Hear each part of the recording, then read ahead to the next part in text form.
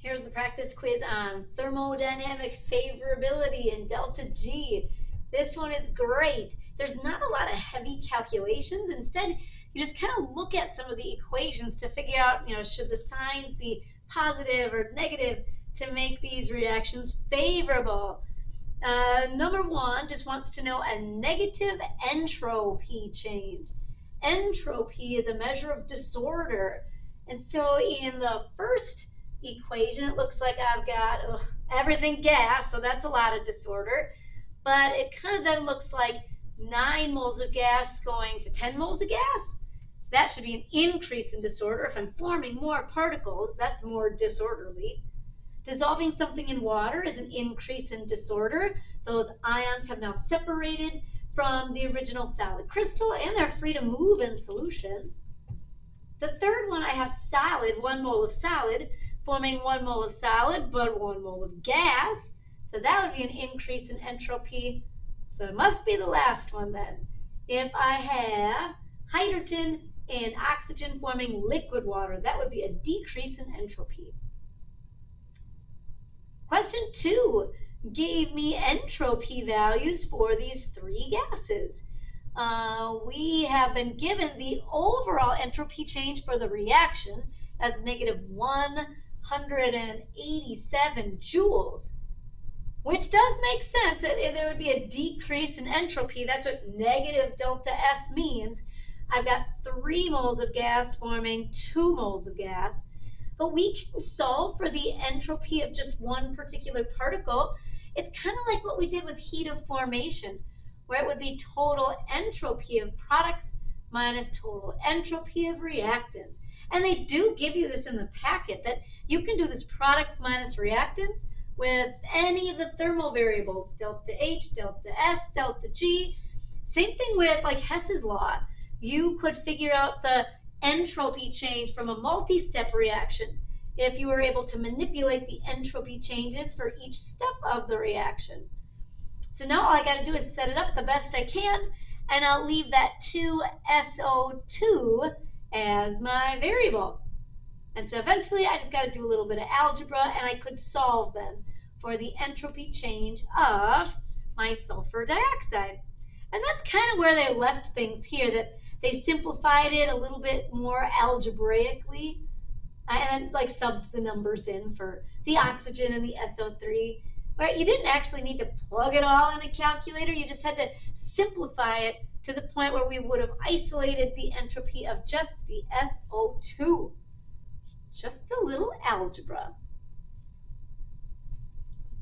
All right, so then these are the ones that I like. Under standard conditions, calcium metal reacts readily with chlorine gas. Well, if it reacts readily, that means that a reaction is occurring, so this must be favorable at the given temperature. If a reaction is likely to be favorable, then K is probably large, that there's a lot of products and not much reactant, and G is negative. Large K, negative delta G, would mean that the reaction is very favorable, that it proceeds forward, producing products. Now, which of the following combinations is true when potassium chloride melts? So I have to think about the melting process going from solid to liquid.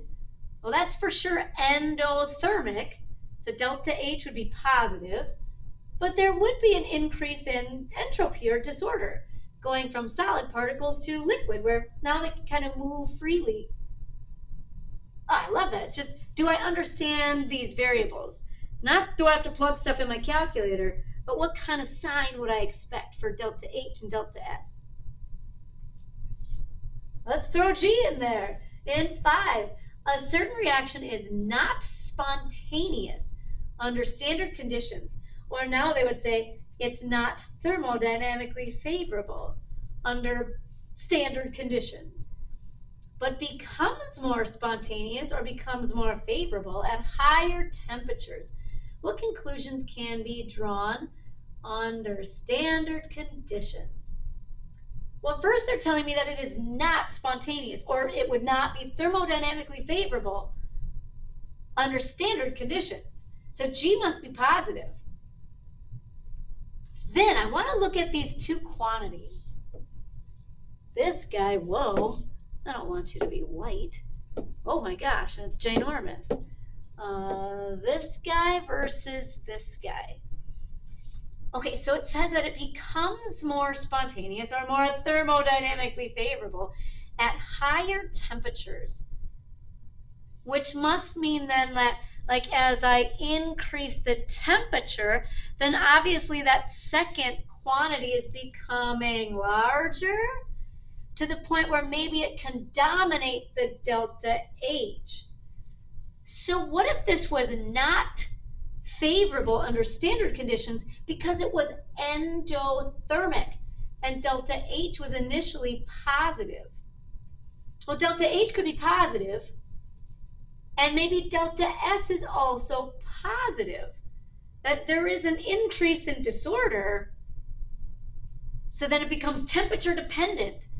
When a reaction is temperature dependent, we've got opposing forces. One variable that would say favorable and the other variable that says not favorable.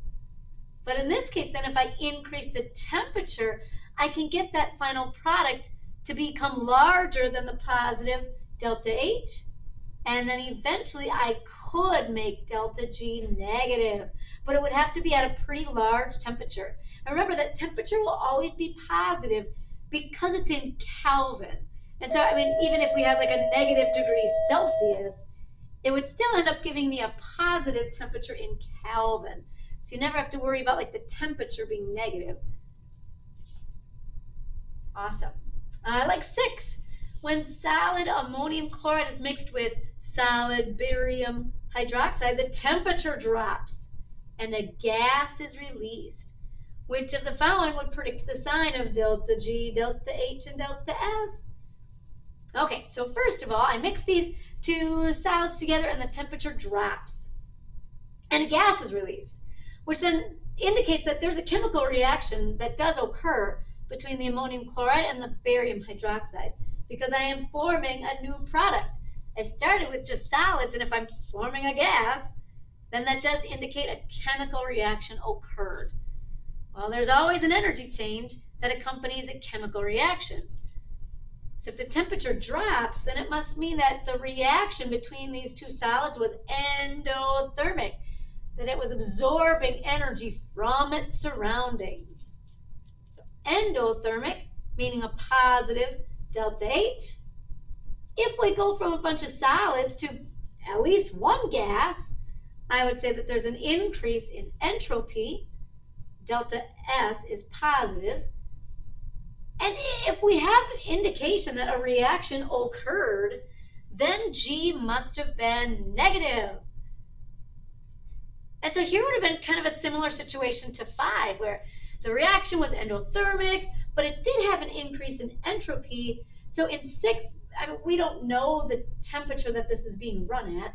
I don't know, maybe it's room temperature, but that temperature must be high enough so that this reaction is driven by entropy, that if I had numerical values to plug in, this quantity must dominate the positive delta H, the fact that it's endothermic, which would not normally be favorable. But if a reaction occurred, then G would have been negative. So we must be running this at a high enough temperature, or we'd say this reaction is driven by entropy. We use that term when there's opposing forces, but yet G ends up being negative, that a reaction occurs. Well, then whichever of the delta H or delta S values was favorable, that must be the driving force behind the reaction. We've got a couple cute little equations at the end of the equation packet in the thermal section. They're just plug and chug. This guy helps us to compare delta G to the equilibrium constant. It is a plug and chug kind of equation though. Delta G equals opposite RT ln K. The only thing you have to be a little careful of is R. There are 3 versions of R in the AP packet. 2 of them are used for Bergner or gas laws, and they've got like liters and atmospheres or torr. They've got like pressure units in there. Here we want the one that's got joules. We want the one with a thermo value in there. So we want the 8.314 joules per mole Kelvin, which means that my temperature needs to be in Kelvin, and then I just plug in natural log of K, which is 5 times 10 to the 8. Well, right away, I probably could have told you that this is a 50-50 guess, even if my calculator died. When I see that K is enormous, 10 to the 8th, that tells me that this thing favors the forward big time. Well, if the reaction is very likely to go forward and proceed, then I'm going to tell you right away that G is negative. It's got to be a negative delta G. Then we can plug it all in. Just remember that if you use the version of R in joules, then your delta G comes out in joules. So here, when they simplify that to negative 50 kilojoules, it's totally fine. Now, you could also switch the value of R. You could make R kilojoules, but I think maybe this is just as easy. Your answer will come out in joules, then just switch it to kilojoules in the end if you're asked to. For a reaction to be spontaneous at all temperatures, the sign of delta H and delta S, then both need to be favorable. So that if I have delta G equals delta H minus temperature times delta S, if delta H is exothermic, negative, and there is an increase in entropy, so positive delta S, then there's no way that G could ever be positive. Delta G is negative for life, spontaneous, or favorable, thermodynamically favorable at all temperatures, because this is going to be a negative minus something positive, because again, temperature's in Kelvin, so it's always positive. So negative minus something positive should still keep me negative delta G. If both of these were non-favorable conditions, then G would be not favorable at any temperatures. So if it was endothermic and delta S also was negative, like a decrease in disorder, now I've got positive minus negative. Ooh, that's positive plus positive. Nope, now G is going to be positive. And we'd say it's not favorable regardless of temperature. And here's my last two. These are great. So for this reaction, I have delta H, it's positive or endothermic, but delta S is also positive. The reaction will be, okay, so now we just kind of look at this and say, well, we need this quantity to dominate. This quantity is positive, but we need to overcome this positive delta H. And if I needed to plug this in my calculator, I would also just need to be aware that often enthalpy is in kilojoules, entropy is in joules. Now, I didn't need to plug anything in my calculator with this particular question, but it's just something to be aware of. If I were given a temperature and they said, is this favorable at 25 degrees? Well, now that I look at it, in joules, that delta H is pretty large. So we're going to need to run this at a really high temperature. So that temperature times delta S eventually could be greater than that 137,000 joules for my delta H. Positive delta H, positive delta S. We need to run this at a high temperature. So that final quantity dominates.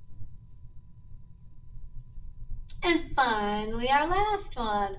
We've got a reaction. They give us the delta H. They give us the delta S. And we again have opposing forces. So again, too, the delta H value is in kilojoules and delta S entropy is in joules. Not that I have to plug anything in, but if I did, I would need to take that into consideration. Okay, so I've got opposing forces again, where I have an exothermic reaction, which is favorable, but there's a decrease in entropy, which is not favorable. Okay, well, It says when water is added to a mixture of sodium peroxide and sulfur, a reaction occurs. Oh, well, if a reaction occurs, then, this thing must be working. That the reaction must be thermodynamically favorable at, these are given to us at 298 Kelvin. So if a reaction is occurring, then G is negative. But yeah, this must be favorable at the given temperature. But then it must be driven by delta H. When they say what's the driving force, or this reaction is driven by, that terminology is used when you have opposing forces, where one variable says favorable, but the other variable says that it's not. So if the reaction is occurring, then we say by it's driven by whatever variable was favorable. It's in that case, it's the fact that this sucker is really exothermic. It's going to release about 610,000 joules. So yeah, that's definitely the dominant factor in this equation that is leaving delta G negative. A reaction is occurring. So at this temperature, it is thermodynamically favorable and driven by the exothermic delta H.